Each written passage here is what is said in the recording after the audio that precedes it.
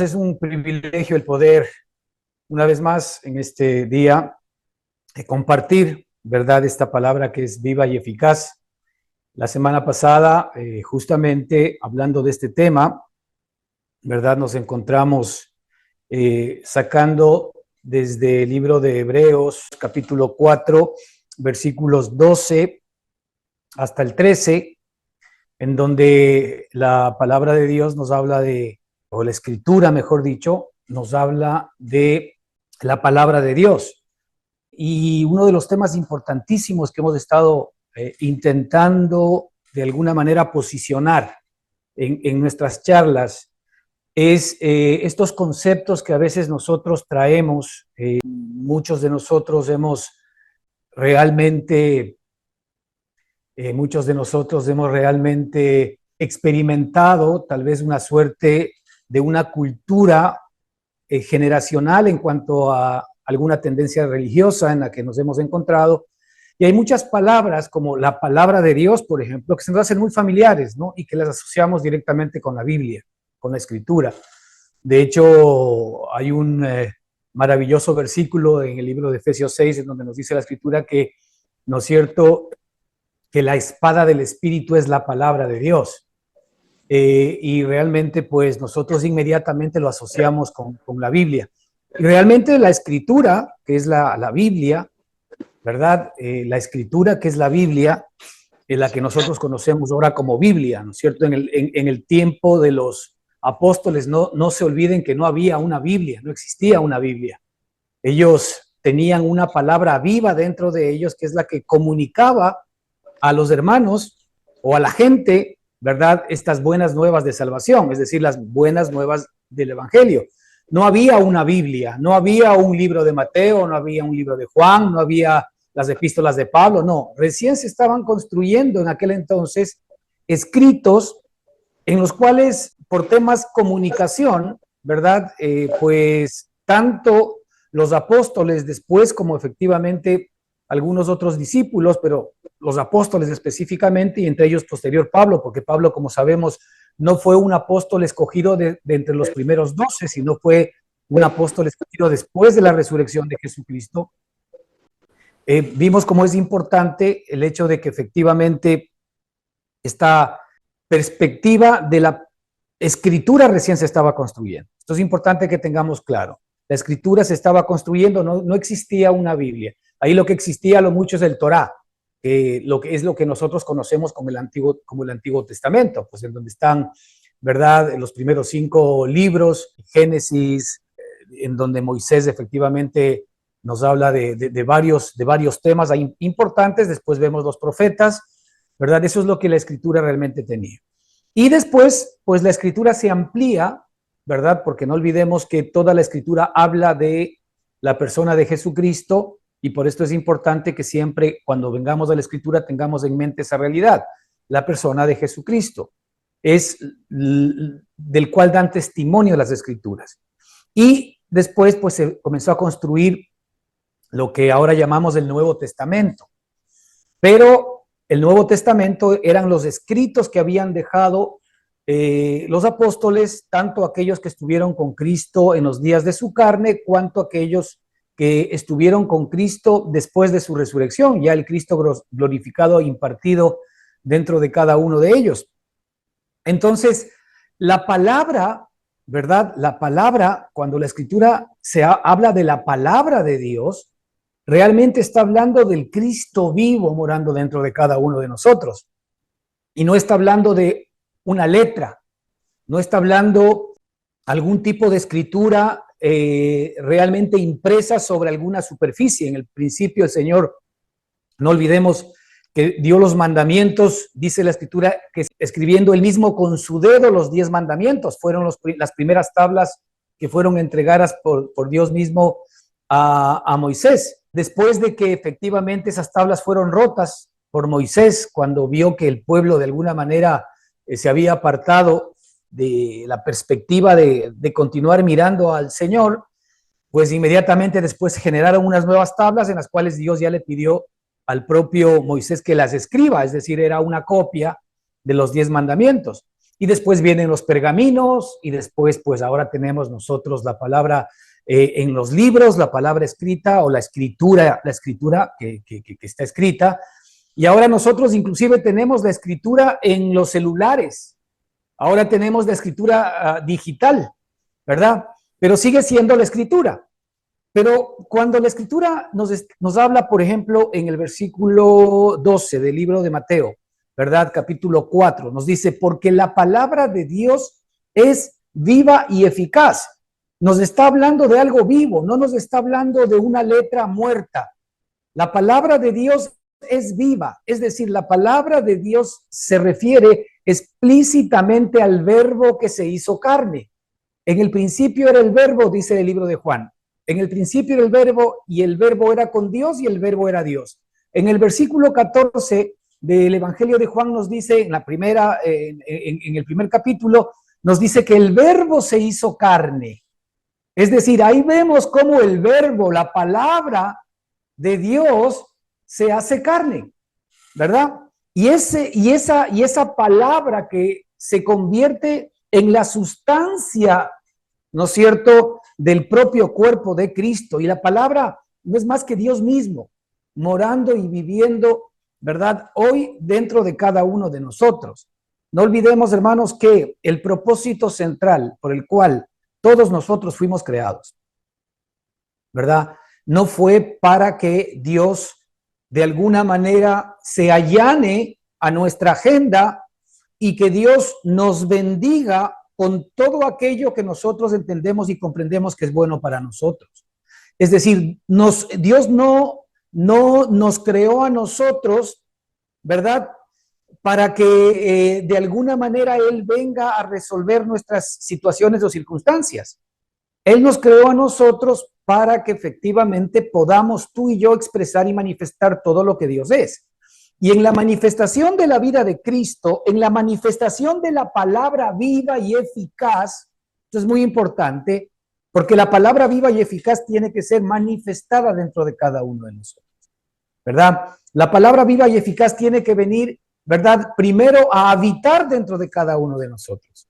La palabra de Dios antes de eso, ¿verdad?, tiene que efectivamente provocar en nosotros el nuevo nacimiento, porque si la palabra de Dios no provoca en nosotros el nuevo nacimiento, entonces efectivamente pues nunca podríamos de alguna manera tener contacto directamente con Dios y entender, ¿verdad?, todo lo que Dios es.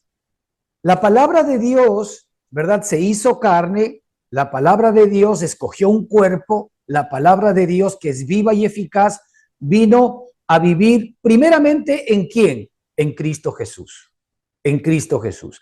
Y después esa misma palabra viva, una vez que efectivamente hace su trabajo en el cuerpo de Cristo, con Cristo, redime, ¿verdad?, efectivamente al ser humano, carga con toda su maldad y con todo su pecado. Ese verbo, esa palabra viva, ¿verdad?, en el cuerpo de Cristo, ¿verdad? El cuerpo de Cristo es crucificado. Obviamente la palabra viva de Dios nunca podía ser crucificada, el Espíritu jamás podía ser crucificado, pero efectivamente el cuerpo de Cristo es crucificado. ¿Para qué? Para que se convierta en la ofrenda mismo que Dios para sí mismo había determinado para que efectivamente tú, yo y todos aquellos hombres que pongamos en Él nuestra confianza podamos ser hechos uno con Él. Entonces, la palabra ha estado desde siempre. La palabra que es viva y eficaz, que es Cristo mismo, que es Dios mismo, ha estado desde siempre, ha existido desde siempre. Ha existido desde antes de la creación de todas las cosas, existe ahora cuando todas las cosas son creadas y existirá después de que todas estas cosas que ahora vemos con nuestros ojos naturales desaparezcan. Entonces, esa palabra viva es la que ahora mora y vive en mí y en ti. Y esa es la palabra viva que tenemos que conocer. No es más que el Cristo vivo que ha sido impartido en nuestro espíritu y que hoy efectivamente mora y vive en cada uno de nosotros. Ahora resta que ese Cristo vivo nosotros lo conozcamos, porque como decíamos la semana pasada, ¿verdad? En función de lo que nos mostraba Job. Job dice en una parte de su experiencia con Dios, porque de oídas te había oído, ¿verdad? Y ahí es cuando nosotros muchas veces todavía nos encontramos en una relación con Dios en la cual ciertamente, ¿verdad? Nosotros hemos aprendido de Dios, aprendemos de Cristo, aprendemos de su historia, aprendemos de su vida, aprendemos sus dichos, pero todavía realmente no le conocemos a Él. Es decir, conocemos la historia de Cristo, conocemos los pensamientos de Cristo, los conocemos en términos teóricos, en términos intelectuales, pero no conocemos a la persona de Cristo. Es decir, muchos de nosotros conocemos muchas personas ahora, por ejemplo, a través de los medios digitales, a través de la historia, a través de los libros, pero nunca nosotros podremos decir que conocemos a esa persona si no tenemos una relación directa y personal con esa persona. La única fórmula para poder conocer a alguien en el sentido del que aplica la Biblia conocer es que nosotros tengamos una relación con esa persona, y mientras más intimidad tengamos con esa persona, pues por supuesto podemos decir que más le conocemos. Mi esposa me conoce más a mí porque obviamente mantiene conmigo una relación permanente y continua en donde nos conocemos mutuamente en muchos campos, y yo a mi esposa y viceversa. Es decir, mi esposa puede decir que obviamente me conoce a mí, no solamente conceptualmente, sino en términos, ¿verdad?, de experimentar quién yo soy. Y lo mismo en mi caso específico, y lo mismo en el caso de ustedes. Yo no me podría casar con una fotografía, o mi esposa no se podría casar con mi fotografía. Ella realmente me conoce porque vive conmigo, porque sabe quién soy, porque tiene una relación conmigo. Y lo mismo sucede efectivamente viceversa. Así sucede en las relaciones con los padres, en las relaciones con los hijos, en las relaciones con los hermanos. Nos conocemos porque efectivamente tenemos particularidades, conocemos de alguna manera la sustancia de lo que nosotros somos, ¿no es cierto? ¿Por qué? Porque tenemos un conocimiento el uno del otro experimental. Entonces, resta que la palabra de Dios deje de ser en nosotros, hermanos, simple y sencillamente un enunciado o un concepto. La palabra de Dios es Cristo mismo morando dentro de cada uno de nosotros, y ahora resta que nosotros conozcamos al vivo y al eficaz que está en nosotros. Cristo es vivo y es eficaz. La pregunta es, ¿ese hombre vivo, celestial, que es vivo y es eficaz, yo lo conozco? ¿Yo estoy teniendo un conocimiento de él? ¿Y cómo lo conocemos a él? Bueno, primero porque ha sido colocado en nuestro espíritu por el espíritu que Dios nos dio. Y segundo porque el espíritu desde ahora en adelante quiere reflejarse, quiere proyectarse en nuestra alma. El espíritu se va a dar a conocer a nosotros, el cual es Cristo mismo, ¿verdad? Apareciendo. Escuche bien esta palabra, es muy importante. Esta utilizaban, hermanos, los apóstoles. Cristo apareció. Ellos no hablan en términos de Cristo se apareció, sino ellos hablan de que Cristo apareció. La idea central de esto es que Cristo aparece dentro de cada uno de nosotros. Cristo aparece dentro de nuestra alma. Los pensamientos de Cristo aparecen en nuestros pensamientos y en nuestra propia mente. Las emociones de Cristo aparecen en nuestras emociones. Los deseos de Cristo aparecen en nuestros deseos. La voluntad de Cristo aparece en nuestras decisiones. Es decir, es Cristo apareciendo en nuestra propia alma, porque nuestra propia alma fue diseñada para que efectivamente exprese y manifieste o proyecte todo lo que Cristo es.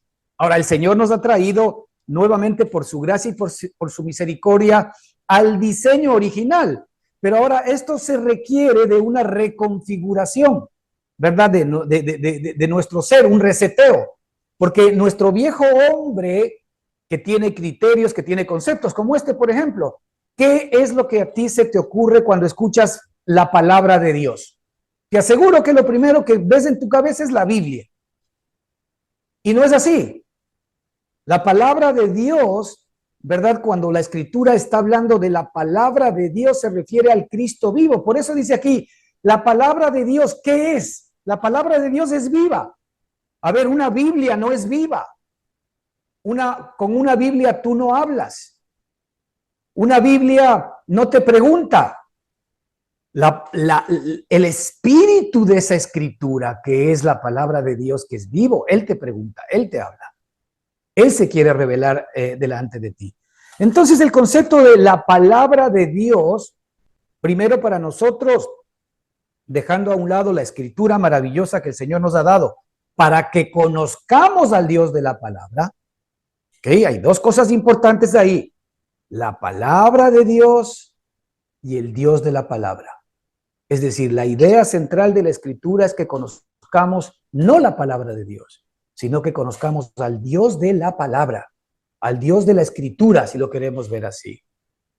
Y esta es la obra que el Espíritu Santo debe seguir haciendo en todos y cada uno de nosotros. Porque si el Espíritu Santo no nos revela o no nos sigue revelando al Cristo vivo que está morando dentro de ti y de mí, entonces de alguna manera se vuelve un poco vano el conocimiento de Cristo.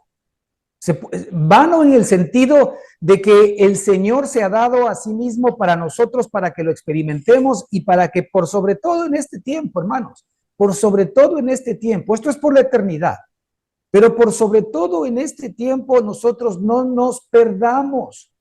Es decir, no estemos de alguna manera desorientados, desubicados de cuál es el propósito por el cual tú y yo nos encontramos en este cuerpo el día de hoy. El propósito central por el cual nosotros existimos, ¿verdad? No es para ser lo que nosotros entendemos, un excelente padre, una excelente madre, un buen proveedor, un gran empresario, una buena persona, un buen político, un buen servidor público, una persona caritativa. No, no. Nosotros no fuimos creados para eso. Nosotros fuimos creados para expresar la vida de Cristo. Ahora, la vida de Cristo, por supuesto, es amor, es caridad, es bendición, es servicio, es todo lo que efectivamente las personas necesitan de nosotros. ¿Qué necesita mi esposa? ¿La mejor versión mía o la vida de Cristo expresándose en mí para bendición de ella? ¿Qué necesito yo? ¿La mejor versión de ella o la vida de Cristo manifestándose en ella? Porque efectivamente en Cristo está la mejor versión de ella para mí. De la misma manera, ¿verdad? Para ella, en Cristo está la mejor versión mía para ella. Es decir, en Cristo Jesús está la mejor versión que Dios ha determinado para nosotros como padres hacia nuestros hijos. La mejor versión de nuestros hijos como hijos, respetando, amando y queriendo a sus padres, efectivamente está en Cristo Jesús. Porque para Dios ahora lo que cuenta es que nosotros somos perfectos en Cristo. Para Dios lo que cuenta ahora es que nosotros somos perfectos en Cristo. Y como somos perfectos en Cristo, porque Él nos ve solamente a través de Cristo Jesús, como somos perfectos en Cristo Jesús, entonces el Señor lo que ahora quiere es que nosotros nos veamos a través de la imagen de Jesús.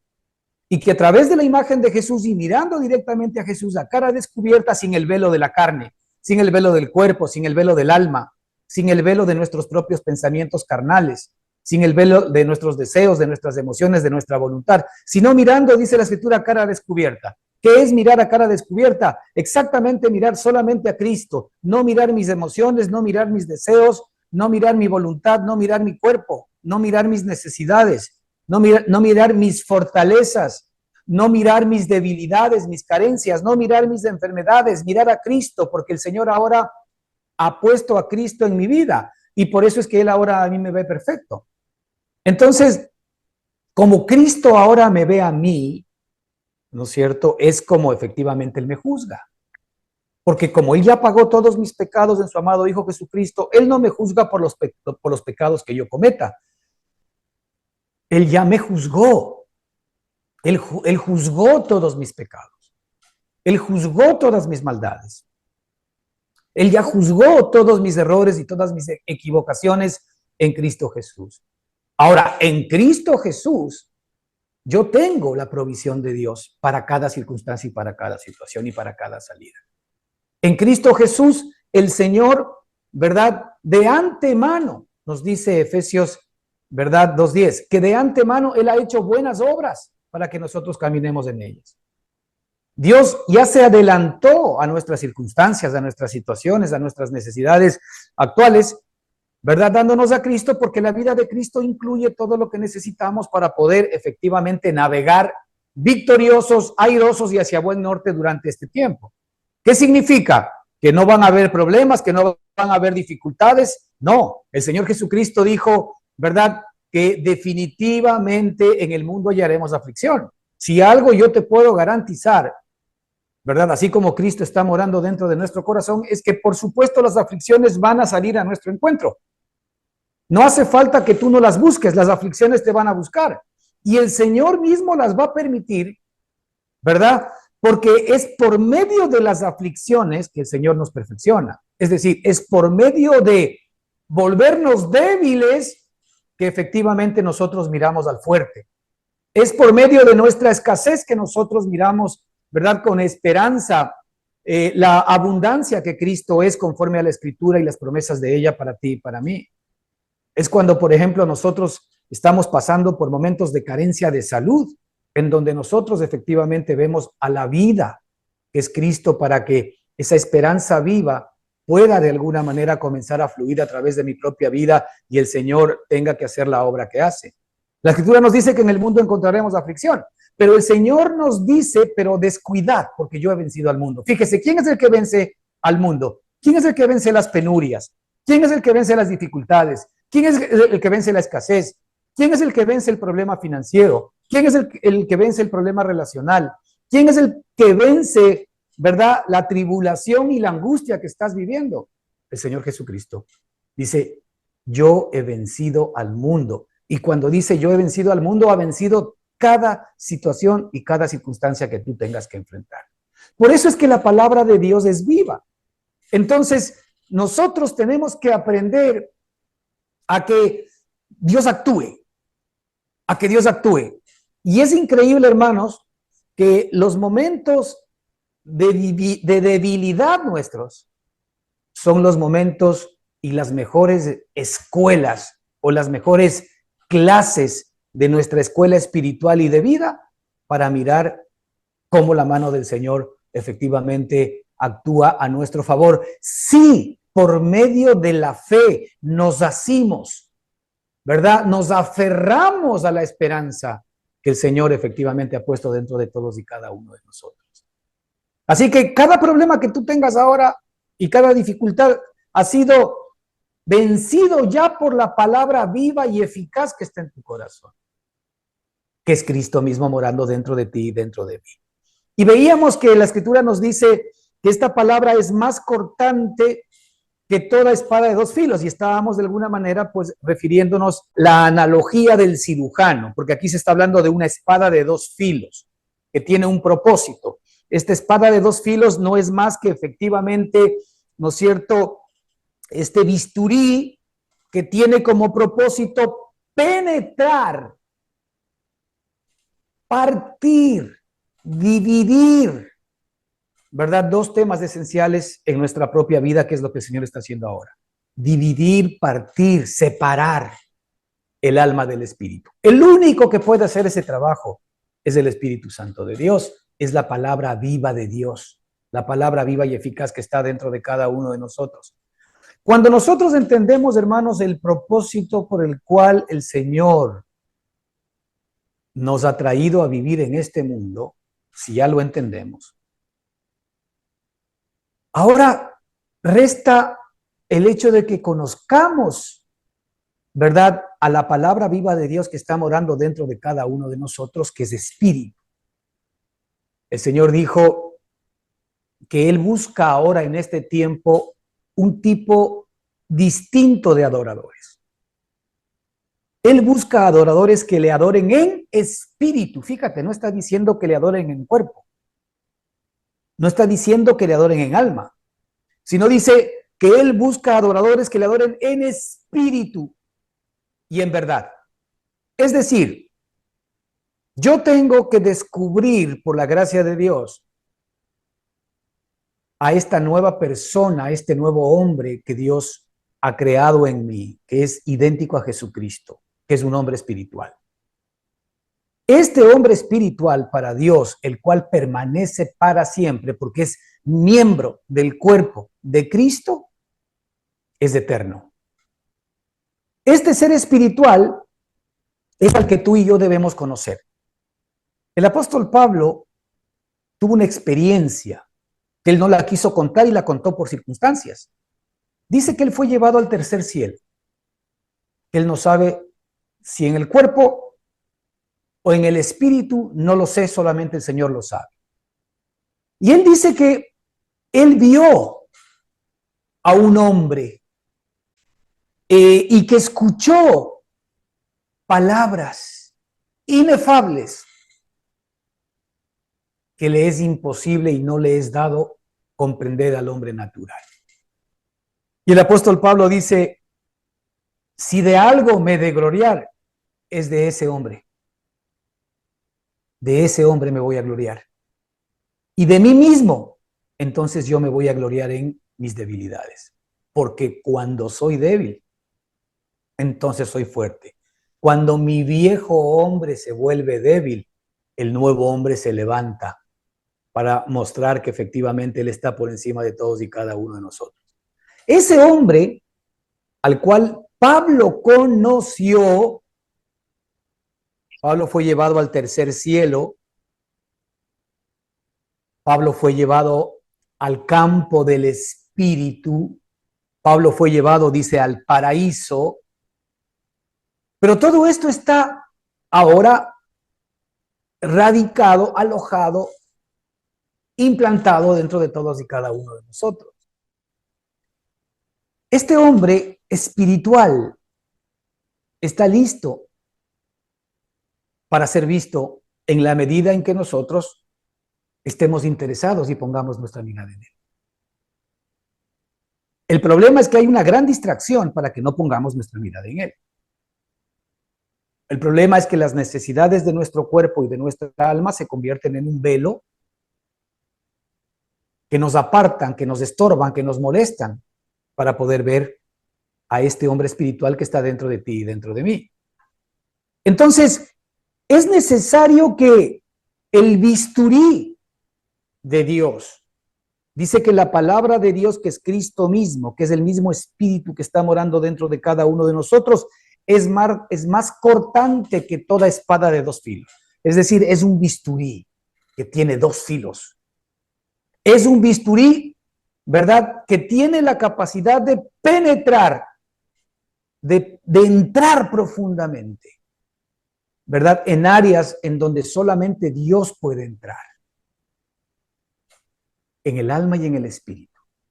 Solamente Dios es capaz de poder entrar al alma y entrar al espíritu. ¿Para qué? Para dividir el alma, para partir el alma, para separar el alma del espíritu. Es por eso que decíamos, ahora, ¿qué nos importa a nosotros? Conocer al hombre espiritual que está dentro de nosotros, ¿verdad? Pero el problema es que nuestra alma tiene una capacidad, tiene un poder muchas veces de oprimir al espíritu. Y eso no nos permite ver el alma y tampoco permite que el espíritu se libere. Por eso nos dice la Escritura, si el Hijo os libertare, seréis verdaderamente libres. Si el Hijo os libertare, es decir, si la palabra viva y eficaz os libertare, seréis verdaderamente libres. Mira que es importante el que nosotros seamos conscientes de que hay un poder latente de nuestra alma, ¿verdad?, que está operando dentro de cada uno de nosotros, que tiene como propósito y como finalidad primaria en el hombre adámico apagar, no dejar ver y convertirse en un velo del espíritu. El alma no es el alma carnal, el hombre anímico no es realmente muy amigo del espíritu. Porque el alma que tiene una propia vida, ¿verdad? No quiere desaparecer. El alma quiere seguir teniendo preeminencia, inclusive en su salvación y en su relación con Dios. Así que nosotros debemos entender que engañoso es el corazón más que cualquier otra cosa, decíamos la semana pasada. Por eso, hermanos queridos, salgámonos de clichés y de conceptos antiguos en los cuales nosotros decimos, haz lo que te dicta el corazón. No hagas lo que te dicta el corazón. Porque engañoso es el corazón más que cualquier otra cosa y perverso. Nosotros no hemos llegado a conocer nuestro corazón a ese nivel. Porque pues nosotros creemos que nuestro corazón de pronto tal vez no es ni engañoso. Es un buen corazón. De hecho, nosotros muchas veces nos referimos a las personas o a nosotros mismos. Ese es un hombre de buen corazón. Yo soy un hombre de buen corazón. Y la Escritura nos dice totalmente contraria a este tipo de aseveraciones de nuestra parte. Engañoso es el corazón. Y por si faltara poco, además es perverso. A ver, nosotros nos conocemos en esa dimensión. O Dios no me ha conocido bien a mí, o yo no me conozco bien a mí. ¿Qué dicen ustedes? O Dios ha errado respecto de lo que yo soy, o yo soy el que estoy errando respecto de lo que yo soy. Hermanos, estamos tan engañados nosotros por Satanás, por el mundo y por las circunstancias en las que nos encontramos, que nos engañamos a nosotros mismos. Es evidente que Dios no puede estar equivocado. Si Dios dice que engañoso es mi corazón más que cualquier otra cosa y perverso, pues aun cuando yo no sienta que es así, porque tenemos que ser honestos con nosotros mismos, a veces no sentimos que es así. Pero si Dios dice que es así, cuidadito, porque entonces sí es así. Entonces yo no me puedo fiar de mi corazón. No me puedo fiar de mi propia agenda, de mi propia mente, de mis propios conceptos. Yo me tengo que fiar del Espíritu para que el Espíritu sea el que ponga en mí el querer como el hacer.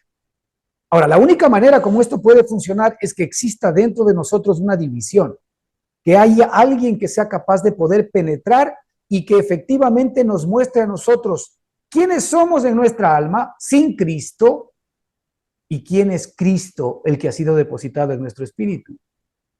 ¿Para qué? ¿Por qué? Nuestra alma efectivamente requiere ser reconfigurada, porque nosotros todavía estamos llevando la mente carnal.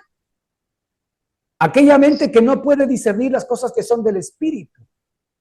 Por eso se nos dice en el libro de Corintios que el hombre carnal o la mente carnal no puede discernir las cosas que son del espíritu. Y es por eso que, hermanos, nos pesa y nos cuesta muchas veces venir a la escritura o entender toda esta palabra. ¿Por qué nos pesa y nos cuesta? Porque la mente natural no puede discernir las cosas que son del espíritu. No puede entender, no puede comprender. La mente natural dice que para ella eso es locura. Es locura. Es una tontería. No tiene sentido. Obviamente porque la mente natural está en una dimensión terrenal y la mente celestial, la mente de Cristo, está en una dimensión divina. Él es la sabiduría y nosotros somos la necedad. Así que un alma con su propia agenda tiene que ser, ¿verdad?, definitivamente dividida y partida del espíritu para que yo pueda comprender lo que es mi alma. Si yo comienzo a entender que mi alma no es confiable, entonces, hermanos, no voy a comenzar a confiar en mi alma.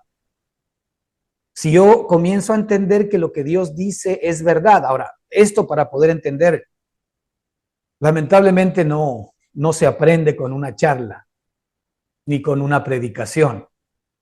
Esto se aprende con la vida. Porque nosotros somos tan rudos, y me incluyo en esa categoría, que aún sabiendo muchas de estas cosas, seguimos cometiendo los mismos errores. De alguna manera, como el pueblo de Israel, seguimos vagando en nuestra mente, en nuestras emociones y en nuestra voluntad, y no crecemos hacia lo espiritual. Es decir, no vemos que el espíritu es realmente la provisión que Dios me ha dado para que la vida del espíritu sea no solamente la que provea para mi alma, sino sea la que se constituya en la vida misma de mi alma. Porque la Escritura nos dice que Él es, escuchen bien, Él es el que pone en nosotros así el querer como el hacer.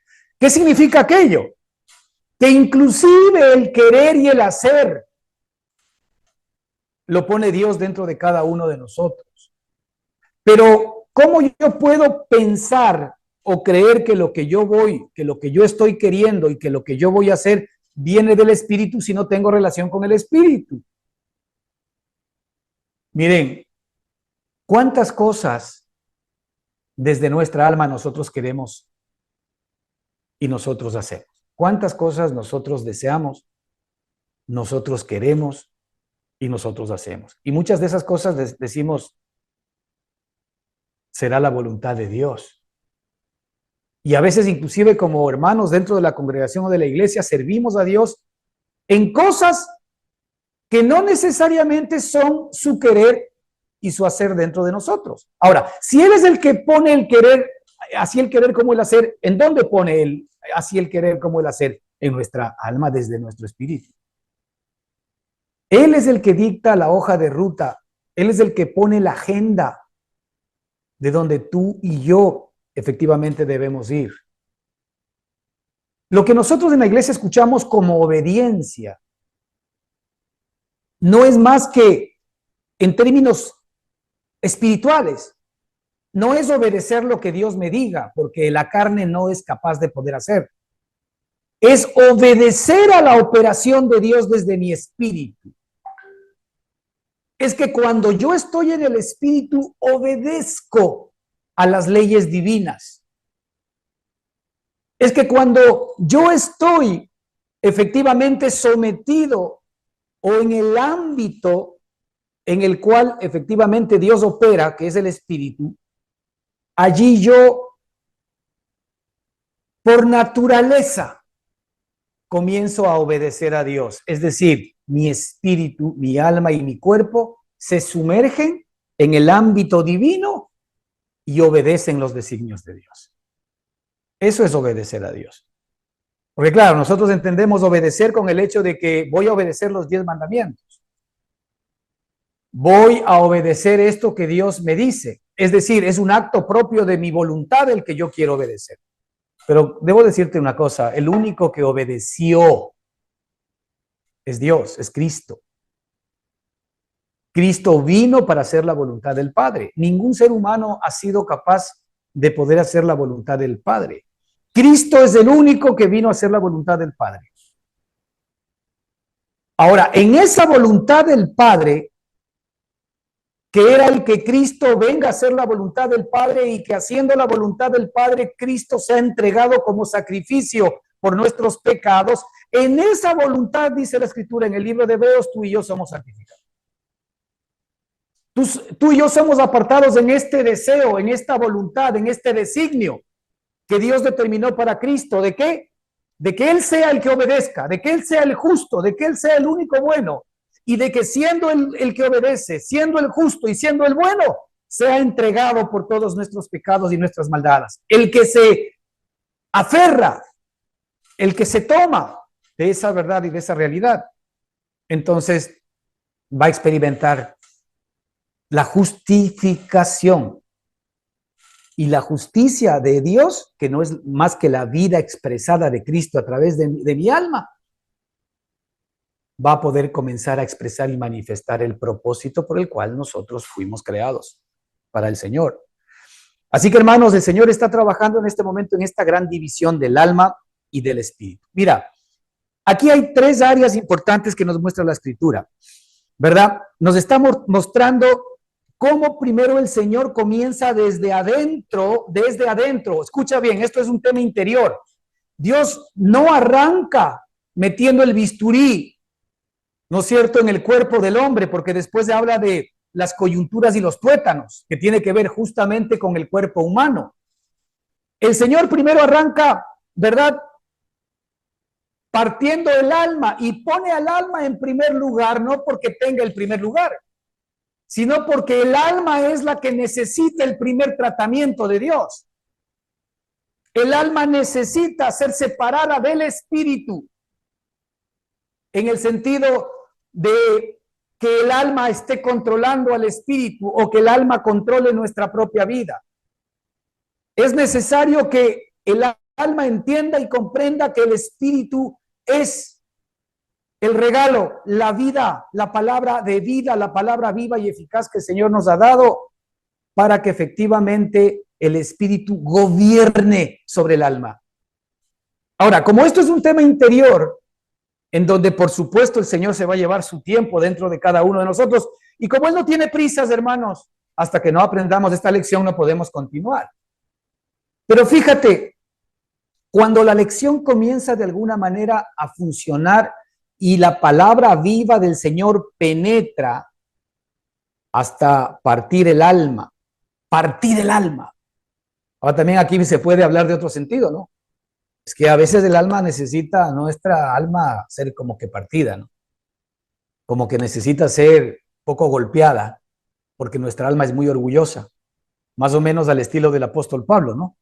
Que tuvo que ser tirado del caballo. Y eso habla a cada uno de nosotros de nuestro ego.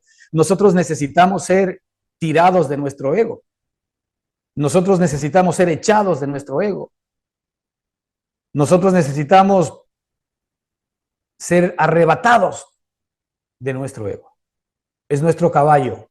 Como cuando iba a Damasco, Pablo, montado en su caballo y con cartas de recomendación para poder meter presos a todos los cristianos y traerlos hacia Jerusalén. Pero cuando el Señor se le apareció, efectivamente una luz tremenda, inmediatamente el caballo se asustó y él cayó del caballo y quedó ciego. Pues nuestra alma es un Pablo que muchas veces inclusive es un Pablo religioso, ¿no?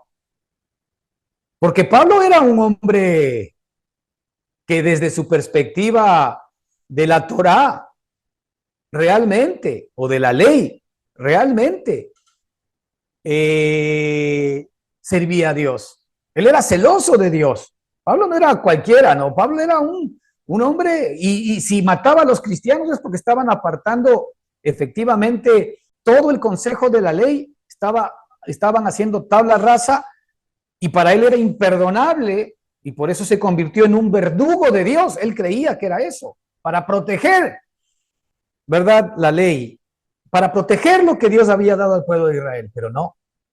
Él era un religioso, ¿verdad?, que estaba siendo utilizado por Satanás sin darse cuenta a través de su ambiente religioso para apagar, aplacar la vida de Cristo dentro de los hermanos. Y por eso es que el Señor le dijo: Pablo, Pablo, ¿por qué me persigues? Pablo, Pablo, ¿por qué me persigues? Dice: Señor, pero yo no te conozco. ¿Cómo? ¿Quién eres tú? Yo no te persigo. Dice: los hermanos, la iglesia a la que tú persigues soy yo. Fíjate tú y nosotros lo que somos para el Señor. Somos el cuerpo de Cristo. Entonces, nuestro ego necesita irse al piso, y eso también tiene que ver con partir el alma. Por eso es que el Señor va a arrancar siempre, ¿verdad?, en donde verdaderamente nosotros tenemos un poco podrida la cosa, ¿no? Y efectivamente ahí tenemos nosotros un tema de nuestra alma. Hay mucha tela por cortar ahí. Pero después que efectivamente el alma es partida, el alma es golpeada, el alma cae, pues se comienza a ver el espíritu, se comienza a ver las bondades del Señor, se comienza a ver las razones por las cuales el Señor nos creó, se comienza a ver en dónde vive efectivamente nuestro Padre Celestial. Y cuando efectivamente el espíritu comienza a tener una dimensión en nosotros en donde ya lo comenzamos a oler, lo comenzamos a aspirar, y nuestra alma comienza a estar inquieta porque efectivamente se da cuenta que necesita del Espíritu, a pesar de que todavía completamente no se rinde a los pies del Señor, porque nuestra alma realmente solamente por el Espíritu es capaz de poder rendirse. Por eso dice la Escritura, por el Espíritu haced morir las obras de la carne. O también la Escritura nos dice, andad en el Espíritu y no satisfagáis los deseos de la carne, del alma, del cuerpo. Andando en el Espíritu. Cuando el Espíritu está gobernando, entonces el alma se somete. Y Dios lo que quiere que aprendamos es a someter nuestra alma permanente y continuamente al Espíritu para que el alma, la vida propia del alma, vaya menguando. O sea, la vida propia del alma, me refiero a la vida del alma apartada de Dios. La vida que ahora nosotros tenemos que es independiente de Dios. Esa vida tiene que ir menguando. Esa vida que toma sus propias decisiones, esa vida que determina su propia hoja de ruta, esa vida que determina su propia agenda, esa vida que determina qué es bueno y qué es malo, esa vida que efectivamente todo lo juzga, todo lo cree y todo lo entiende. Bueno, lo que cree creer. Esa vida que efectivamente es sabia para ella misma.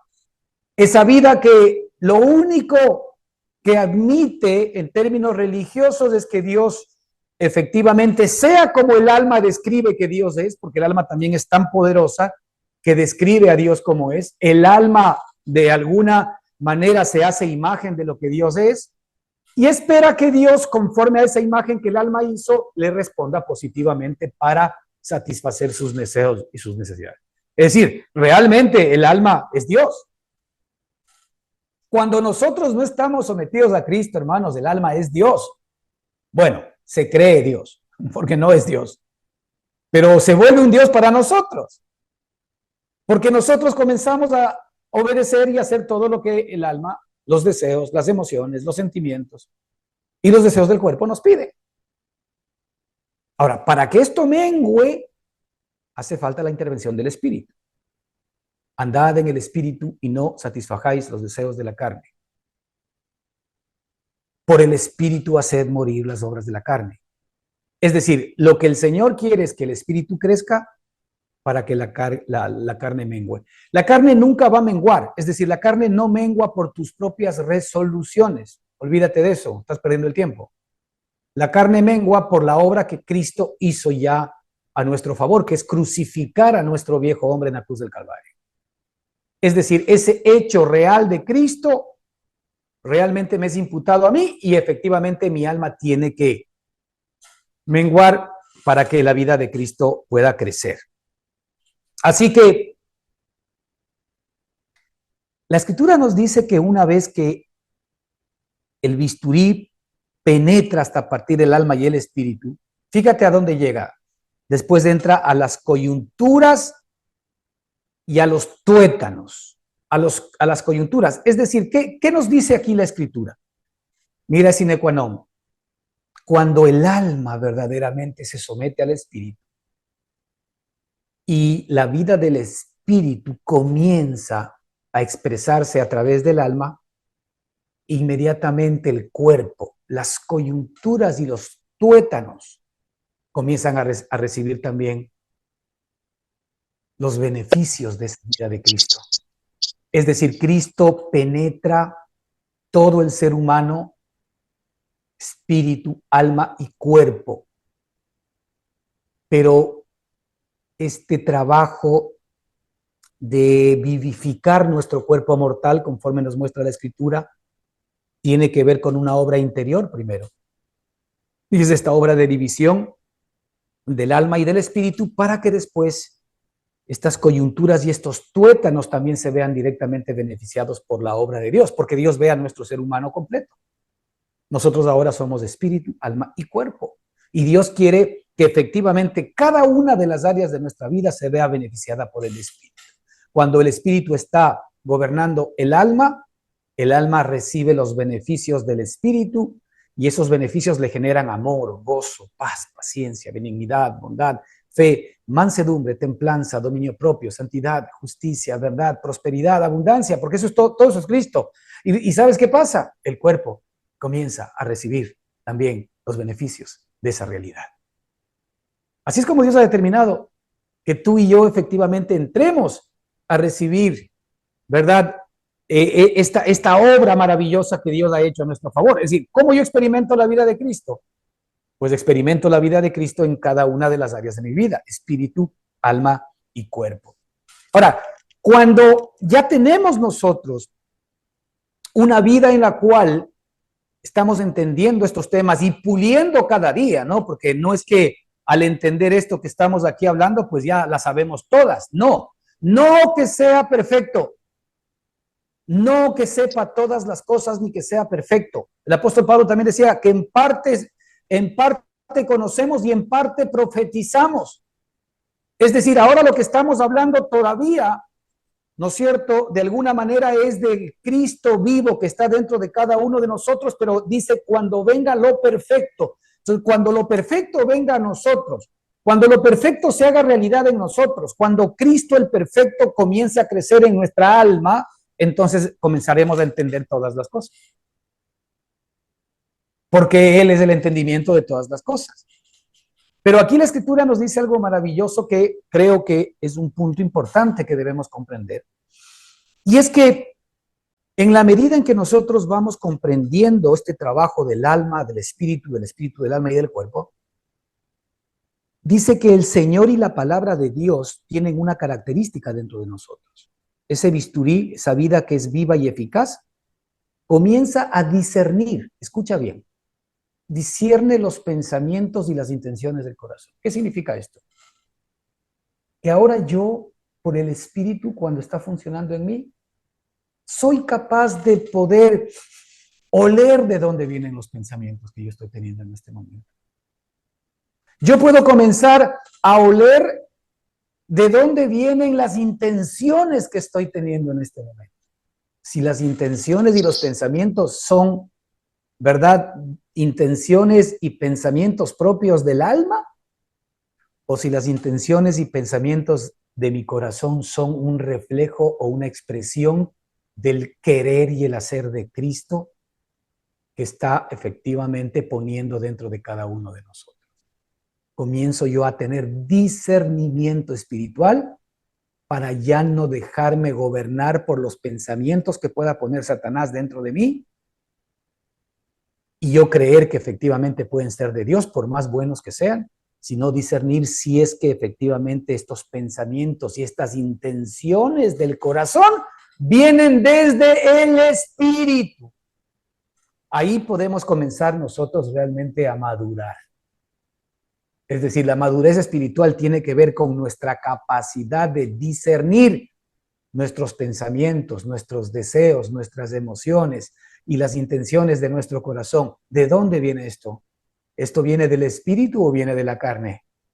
¿Estos pensamientos vienen de Cristo o vienen del hombre natural? ¿Estos deseos vienen de la obra del Señor que está levantándose en mí o vienen efectivamente de mis deseos carnales? Estas decisiones que yo voy a tomar vienen de mis deseos de efectivamente tener más cosas o vivir de una manera mucho más acomodada en este mundo o vienen desde la perspectiva de Dios.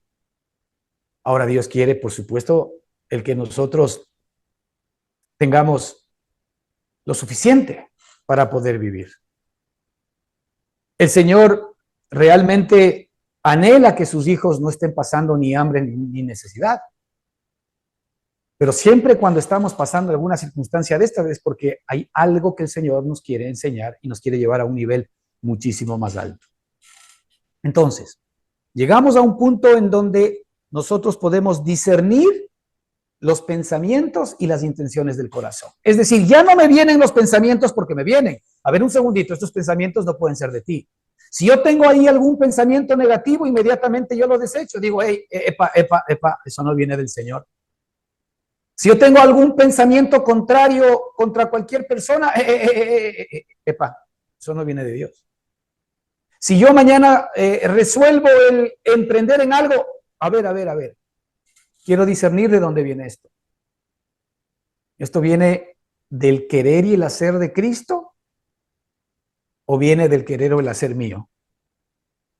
Ahora, claro, tenemos que llegar a un punto en el que está tan afinado, ¿no es cierto?, esta perspectiva espiritual, es decir, el espíritu operando en mí, que soy capaz de poder comenzar a discernir los pensamientos y las intenciones del corazón. Ya no me dejo sorprender por el alma. Ya no me dejo sorprender por don Satanás que está normalmente operando detrás de ella, sino que ahora yo soy capaz de poder discernir los pensamientos y las intenciones del corazón.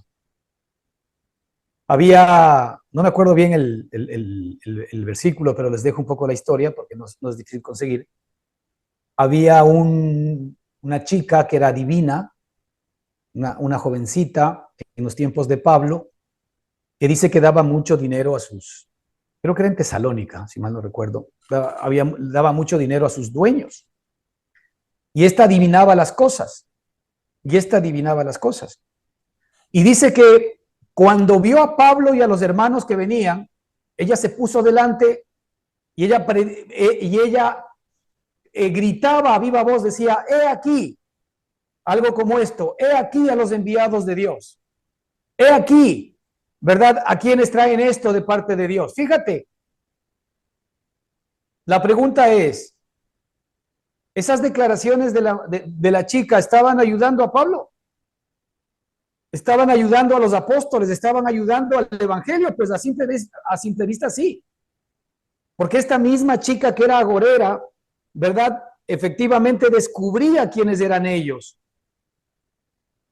Confesaba quiénes eran ellos. E inmediatamente Pablo se dio cuenta que ese era un espíritu adivinador. Y en ese momento Pablo le habló a la chica y al espíritu que estaba dentro de ella y le dijo, en el nombre de Jesucristo te ordeno que salgas de ella. Fíjate lo que pudo ver Pablo. Cuando nosotros más bien hubiésemos aplaudido, le hubiésemos dicho que seguramente ella es una hermana enviada enviada del cielo.